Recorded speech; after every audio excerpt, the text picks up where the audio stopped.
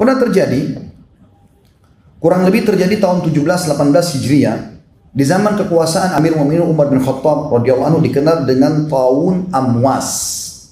Jadi wabah yang terkenal di wilayah Amwas, ya. Itu kurang lebih terjadi tahun Masihnya 639 Masehi. Waktu itu mati kurang lebih 20-25 ribu jiwa kena wabah ini. Dan mereka pada saat itu kebetulan kaum muslimin sedang menghadapi orang-orang Romawi. Umar bin Khattab keluar dengan pasukan besarnya untuk menghadapi Romawi, menaklukkan mereka agar bisa menerima Islam. Dan pada saat itu, pada saat Umar bin Khattab lalu mau masuk ke dalam sebuah lokasi, ternyata di sana ada informasi yang sampai kepada beliau, ada wabah taun, ada wabah yang mematikan di dalam ini. Maka Umar bin Khattab menahan seluruh pasukannya, lalu bermusyawarah dengan sahabat-sahabat dari Muhajirin, dari Ansar, orang-orang yang dianggap senior. Kira-kira apa yang harus kita lakukan? Masukkah? Baru kita tawakal kepada Allah? Kena ya sudah, nggak kena ya sudah? Atau kita nggak masuk lalu kita dianggap lari dari takdirnya Allah? Kesimpulannya teman-teman sekalian, pada saat itu ada dua orang sahabat, Abu Ubaidah bin Jarrah radhiyallahu anhu, sahabat Nabi yang mulia, juga Mu'adz bin Jabal, berkata, wahai Amir Mu'minin, apakah anda lari dari takdirnya Allah? Udah masuk aja, tawakal. Lalu Umar bin Khattab menjawab, mengatakan, wahai Abu Ubaidah, kalau seandainya bukan kau yang ucapkan, artinya sayang kalau kau sampai ucapkan itu, sebenarnya kau harus berilmu. Lalu kata Umar, bagaimana kalau seandainya kau punya gembalaan, lalu ada dua buah lembah, satu lembahnya itu tidak ada tanamannya, yang satu ada tanamannya. Kira-kira yang mana kau akan bawa gembalaanmu? Ke tanah tandus lalu kau katakan tawakal Allah, atau ke tanah yang ada tumbuh-tumbuhannya? Lalu kata Umar, saya tidak akan masuk. Abu Ubaidah pun tetap ngotot, dia masuk, salaman sama Umar bin Khattab, akhirnya sama Mu'adz bin Jabal masuk dan terbunuh dengan wabah tersebut. Yang terjadi teman-teman sekalian, setelah masuk dua sahabat yang muda ini, ternyata ada sahabat Nabi yang namanya Abdurrahman bin Auf, sahabat-sahabat yang masyhur namanya, datang mengatakan, wahai Amir Mu'minin, saya punya berita dari Rasulullah sallallahu alaihi wasallam, bahwasanya Nabi SAW bersabda, kalau wabah taun ada di sebuah lokasi, jangan kalian masuk, dan kalau kalian sudah di dalam, jangan kalian keluar. Maka kata Umar, segala puji bagi Allah yang telah memandu kami. Oleh karena itu, isolasi ini sangat positif. Artinya memang kita tidak masuk ke sana, atau bahkan kita menahan dulu orang tidak sembarangan masuk ke negara kita, bagiannya sangat positif. Sekarang banyak orang bertanya-tanya, kenapa Arab Saudi tidak izinkan umrah? Lalu kemudian sangka buruk, berpikir positif dulu. Saya dapat informasi di sana, Ka'bah itu kan selalu dipegang oleh orang. Dan corona ini dari tangan orang bisa pindah langsung, pegangan orang saja sudah bisa pindah. Maka kalau dibuka umrah, bukan cuma bahaya bagi penduduk Saudi sendiri, bagi kaum muslimin. Berapa juta orang yang tawaf setiap hari, berapa banyak orang yang tawaf setiap hari, dan berapa banyak tersebar seluruh dunia penyakit ini. Maka ditutup. Dan penutupan umrah haji bukan baru sekarang. Sudah dalam sejarah Islam beberapa kali terjadi umrah haji tertutup. Tapi hal-hal terjadi karena peperangan, ada karena peribut antara kekuasaan dan segala macam hal. Jadi ini bukan hal yang baru. Apalagi ini hanya sementara waktu saja. Demi maslahat semuanya. Dan ini ada dalam syariat kita. Oleh karena itu teman-teman yang tidak punya ilmu jangan banyak berbicara. Akhirnya mendapatkan dosa. Apalagi bahasanya, kenapa pemerintah Saudi? Berarti satu Saudi disalahkan. Berapa banyak orang yang Anda harus minta maaf dengan masalah ini?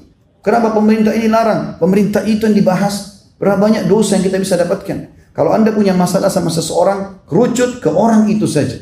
Misal suami istri ribut. Kemudian suami misalnya marah sama istri, lalu dia mengatakan, kamu memang ini tidak dididik oleh kedua orang tuamu. Tadi dia cuma masalah sama istrinya. Sekarang masalah sama kedua mertuanya. Jadi 3 dosa dia, 3 musuh dia. Apalagi kalau dia bilang, memang keluargamu begitu. Satu keluarga. Kalau keluarga 30 orang, punya 30 orang masalah. Kalau dia bilang, memang negaramu begitu, atau sukumu begitu. Mungkin 300 orang sukunya. Memang negaramu begitu. Berarti kalau ke Indonesia 200 juta, dia harus minta maaf dengan sekian ratus juta orang. Maka harus hati-hati dengan lisan. Apalagi kalau tidak punya ilmu. Ini berbahaya. Maka dalam kondisi fitnah seperti ini kita tidak berbicara kecuali dengan ilmu yang benar. Sudah ada betul-betul penelitian baru kita berbicara, itu pun kalau ada manfaatnya kita berbicara. Kalau tidak maka diam adalah emas. Juga dikatakan Ibnu Hajar rahimahullah tentang masalah ini. Beliau wafat tahun 852 Hijriah, menjelaskan kalau larangan mendatangi tempat penyakit itu karena dikhawatirkan menular ke siapapun yang masuk wilayah itu, dan larangan orang yang berada di wilayah tersebut keluar agar orang lain tidak terjangkit penyakit taun. Dan bukti bahwasanya ada penyakit yang menyebar, yang menular, kalau ada sebabnya tentunya. Misalnya kita sengaja interaksi dengan orang-orang yang kena penyakit menular, maka ini ada dalilnya. Disebutkan dalam hadis Bukhari, kata Nabi SAW, la tadimun nadra ila majzumin. Jangan kalian terlalu banyak interaksi ataupun menatap orang yang kena wabah, kusta atau yang lainnya. Berarti memang ada sifat menular. Walaupun ada sabda Nabi SAW mengatakan la adwa, tidak ada penyakit menular, tapi maknanya la adwa tanpa sebab, bila sebab, harus ada sebabnya. Orang jelas-jelas flu, dia habis pegang ingusnya, mohon maaf, lalu salaman sama Anda. Anda bilang nggak apa-apa, nggak ketular kok. Lalu ingusnya kita gosok di hidung kita, menular masalahnya. Kalau ada sebabnya maka pasti akan ada akibat, seperti itulah.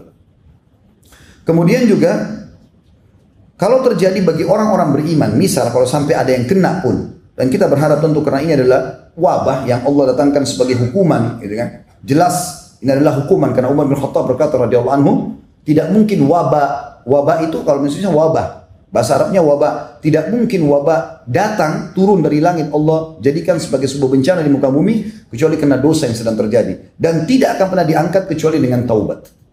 Jadi kita sebagai orang beriman tahu, yakinlah teman-teman, kalau Anda orang beriman kepada Allah Subhanahu wa taala, mengikuti panduan syariat Allah, syariat Anda, syariat Islam, dan Anda juga terapkan apa yang diperintahkan agar bisa selamat dari wabah, dari penyakit sebagaimana yang kita sebutkan sebentar lagi insyaallah, maka Anda akan aman, tidak perlu khawatir.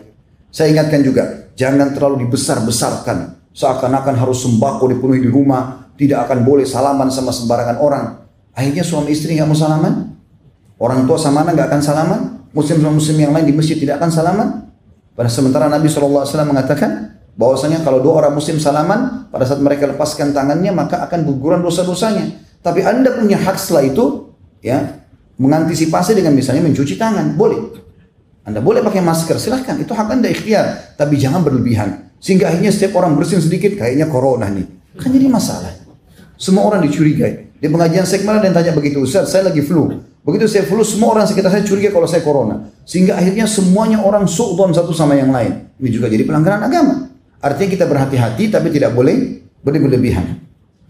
Disebutkan dalam sebuah hadis, Aisyah berkata radhiyallahu anha tentang masalah taun. Waktu itu beliau bertanya kepada Nabi SAW, maka beliau mengatakan, innahu adzaban yab'atsuhu Allahu ala man yasha. Wabah itu sebenarnya adalah wabah taun terutama, tapi ini wabah secara umum bisa juga masuk dalamnya. Allah utus kepada siapapun sebagai siksaan yang dia inginkan. Faja'alahu Allahu rahmatan lil mu'minin. Dan pasti itu kalau penerima orang beriman maka Allah jadikan rahmat buat dia. Dalam riwayat Bukhari yang lain, kalau ada seorang mukmin meninggal karena taun wabah, maka dia mati syahid.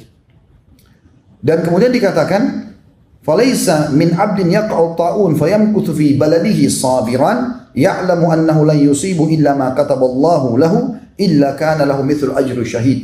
Dan tidak ada seorang muslim pun atau mukmin pun yang sedang berada di satu lokasi, di sana ada wabah yang tersebar, kemudian dia tinggal di negaranya, tetap diisolasi, dia nggak keluar agar tidak menyebar, dan kemudian dia yakin itu tidak akan menimpa dia kecuali dengan izin Allah, kecuali akan dicatat baginya pahala mati syahid. Sebab-sebab syar'inya ada disebutkan oleh Nabi SAW, di antaranya hadis yang mulia. Kata Nabi SAW, ya ma'syaral muhajirin, wahai orang-orang muhajirin, khamsu khisal atau khisalu khamsin idza tulitum bihinna wa a'udzu billahi an tudrikuhunna. Ada 5 perkara, kalau kalian diuji oleh Allah dengannya maka ini sangat berbahaya. Tapi aku berlindung kepada Allah untuk kalian agar kalian tidak terkena. Lan tadhhar fahishatu fi qaumin qattun hatta yu'linu biha illa fasha fihim at-tawun. Ketahuilah, tidak ada satu maksiat dosa besar kepada Allah di lokasi orang kafir atau orang beriman tersebar merajalela itu kecuali Allah akan mendatangkan wabah taun kepada mereka. Wal auja, dan masalah-masalah yang berat, penyakit berat, allati lam takun maghat fi aslafihim alladzina magaw, yang tidak pernah menimpa orang-orang yang datang sebelum mereka. Lam yanqusul mikyala wal mizana illa ukhidu bisinina wa shiddatil mauna wa jurus sultan alaihim. Dan tidak ada seorang pun di antara mereka atau komunitas yang curang dalam timbangan kecuali pasti mereka akan mendatang atau merasakan peceklik dan juga susahnya kehidupan serta pemimpin yang zalim terhadap mereka. Walam yamna'u zakata amwalihim illa muni'ul qatra minas sama walaulal bahaimu lam yumtiru. Dan tidak ada seorang pun atau satu kaum yang menahan zakat harta mereka kecuali Allah akan tahan hujan dari langit, dan kalau bukan karena hewan-hewan mereka tidak akan diberikan hujan. Walam yanqudu ahdallahi wa ahda rasulih illa sallallahu alaihim aduwwan min ghairihim fa akhadhu ba'da ma fi aidihim. Dan tidak ada seseorang pun atau komunitas yang sengaja mengingkari janji Allah dan Rasulnya. Allah mengatakan akan dapat ini, kalau berbuat ini akan dapat ancaman itu, lalu dia mengatakan tidak mungkin. Dia coba mengkhianati dan mengingkari masalah itu. Kecuali Allah akan datangkan musuh-musuh yang akan menguasai mereka dan akan mengambil sebagian apa yang ada di tangan mereka. Wa ma lam tahkum a'immatuhum bi kitabillah wa yatakhayyaru mimma anzalallah illa ja'alallahu ba'sahum bainahum. Dan tidak ada satupun pemimpin-pemimpin mereka yang tidak menerapkan kitab Allah dan mereka tidak menjadikan sebagai sesuatu yang harus diterapkan apa yang Allah turunkan, kecuali Allah akan menjadikan permasalahan di antara mereka.